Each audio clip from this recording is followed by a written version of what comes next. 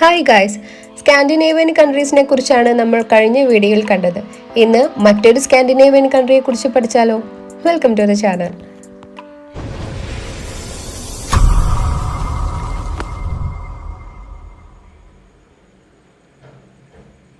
മറ്റൊരു സ്കാൻഡിനേവിയൻ കൺട്രിയായ സ്വീഡനെ കുറിച്ച് ഇന്നത്തെ വീഡിയോയിൽ നോക്കാം.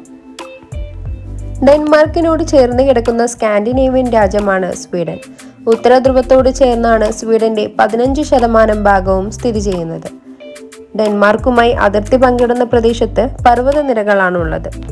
യൂറോപ്പിലെ സമ്പന്ന രാജ്യങ്ങളിൽ ഒന്നുകൂടിയാണ് സ്വീഡൻ. മാത്രവുമല്ല, യൂറോപ്പിലെ വലിയ രാജ്യങ്ങളുടെ പട്ടികയിലും സ്വീഡൻ ഇടം നേടിയിട്ടുണ്ട്. സ്വീഡന്റെ തലസ്ഥാനം മനോഹരമായ സ്റ്റോക്ക്ഹോം സിറ്റിയാണ്. പൊതുവെ നല്ല കാലാവസ്ഥയാണ് സ്വീഡനിലേത്. ലാപ്ലൻഡ് ആണ് സ്വീഡനിലെ ഏറ്റവും ഉയർന്ന കൊടുമുടി.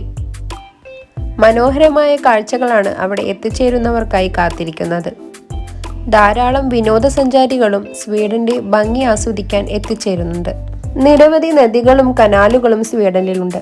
വെള്ളച്ചാട്ടങ്ങളും കൊച്ചരുവികളും സ്കാൻഡിനേവിയയിലെ ഏറ്റവും മനോഹരമായ സ്ഥലമാക്കി സ്വീഡനെ മാറ്റുന്നു. ഉപകാരപ്രദമായ മറ്റൊരു വീഡിയോയിൽ കാണാം. Please like, share, subscribe. By.